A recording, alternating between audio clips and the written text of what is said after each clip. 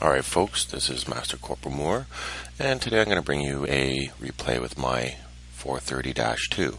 So I'm playing today with Truthby and Track Attack, a couple of good guys from Dicer. Truthby's not in it anymore, but he's just not as active as he used to be. So in this one, I'm in the northeast corner of the spawn, so I'm really close to the northeast valley. Truthby called, hey, let's go to the valley, so I thought, okay, I'm going to lay up into this area right over here, you know, on the zero line, and see what I can do there. But yeah, see what happens. Let's get this show on the road. So here you'll see I'm starting to rush forward. Now one of the things is, as you can see, this thing has pretty good gun elevation. It's got horrible gun depression, so I'm kind of showing that off a little bit here. I'm just planning on going in and being a little bit aggressive and having some fun. And as I come around this corner, I hang a little left, and I'm really not looking at the map. Whoops. And I kind of misjudge where I'm actually heading. And you'll notice everybody else is kind of hanging back, and I'm kind of pushing forward. And here Truthby comes with me. And I'm led, but I led a bunch of their team. And the 54 is going to push over on me. Awesome. Enemy armor is damaged. Ready to fire. So I did auto-lock the target here. When you're dealing with another medium, sometimes it is nice. The trick is you still got to get into a good position and, you know, try to keep the side shots and the back shots coming. But you also have to remember you have to have a gun that is able to pen well. Because if you run into something you're trying to auto-lock and shoot into it, you're not going to do so well. So, I mean, just looking back now, you know, with that ram that he did to me, I've already done 1,000 damage. So let's come around the corner here, and again, I'm kind of doing a auto-lock. Target unlocked. So I'll actually click over so I'm in the position. Now, watch what I'm doing here. Target acquired. Enemy is hit. So I'm side-scraping out backwards, using the rear turret to really get some shots. Now, the last one I should have probably just skipped. But again, I mean, this auto-aim is part of the problem. So here I move out of the auto-aim, and I show you how much more accurate I can be. I can actually pick my shots. But in the initial onslaught, I really want to be a little bit more aggressive with my driving rather than aggressive with my aiming. Now I notice that the 54E1 is pushing with me, so my first thought was, okay, let's get this Tiger 1 out of the way. I don't see the target. Target acquired.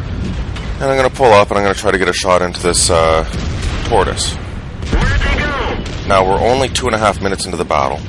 We've already cleared out 4 of their members, and we've already pushed deep into their backfield. So now I'm going to come back. I see these 3 guys have really put some pressure onto our top force, but they really should have fallen down in behind us. I mean, they made a very terrible mistake. So again, here, I'm going to not try to run the berm like you would with a tank with gun depression. Instead, I'm going to just kind of peek around the corners. And there I'm going to, again, pull off a nice little shot there. Ready to fire. Target acquired. And there, I've actually picked up my first kill for the battle, but I've done 3,300 damage already. I'll throw another one to this guy, and somebody finishes him off. I think that was Track Attack. He's pretty good at cleaning up low hit point tanks. It's one of the benefits of having a guy with you that you know how he plays is if you hit something, he's going to be following up with the kill shot. So at this point, my platoon was asking, should we fall back and help our base or what? And I'm adrenaline pumping, aggressive, wanting to go in there and kill something. So I'm after this 103 that's camping like a boss. I should have waited that shot. Had I just waited until I was down the hill behind him, I would have had a nice clean shot into his side.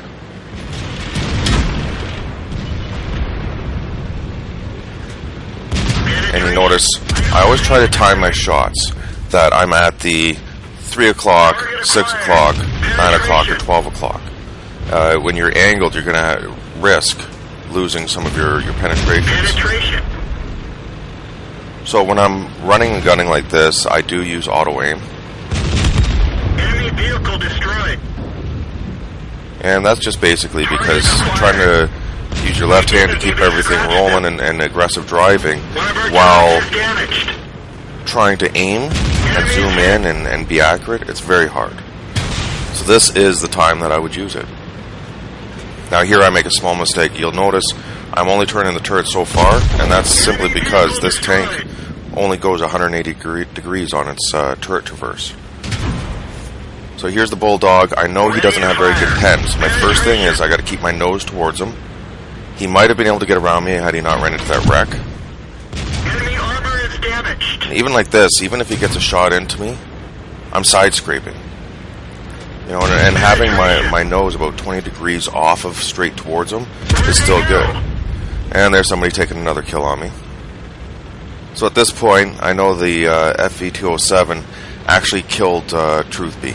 Truthby was calling for me for the last 2 minutes to get that guy for him. So now's my time. I'm not going to be able to get down and hit the E75, but I looked up and I'm like, I got 6,700 damage. So I kind of rushed that shot. I should have waited until I was up on the tracks, taking my time. But I'm not going to make that mistake again. And here I'm praying, and you'll actually see one of my guys says, "Don't kill him," because they wanted me to get that last kill. Because you know, I just had an amazing match there. 6,733 damage. Not bad for 6.5 minutes of work. Alright guys, so let's take a look at the battle results here. This was worth a Master Batch Ace Tanker. Tons of ribbons. Confederate and high caliber. Well, I should hope it's high caliber with the amount of damage I just dealt out. Now looking at it, yeah, sure indeed. 6,733 damage, 4 kills. A few people helped clean up a few of the low hit points, guys, which allowed me to do more damage. That is the most I've ever done in a single battle now. I've had several 6,000 damage games, but this is the most I've done in any of my tanks. So it's another milestone. I'll be pushing 7,000 for my next real milestone. Other than that, let's see how much money I actually made out of this puppy. So I did fire 28 rounds, 27 of them hit, and 23 of them penned.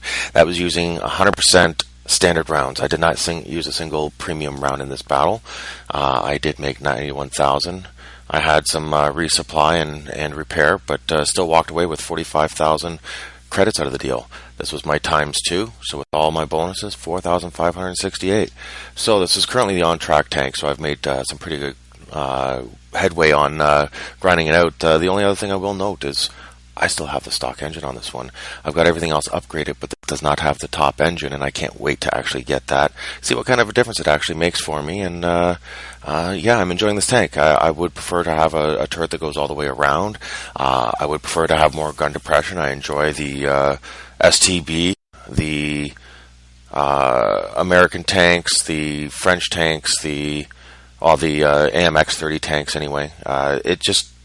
I do prefer running those ridge lines and poking down, but this has an entirely different dynamic to the actual way that you play it, and it's a fun one to play. And as you can see, it brawls really well, and I enjoy that as well.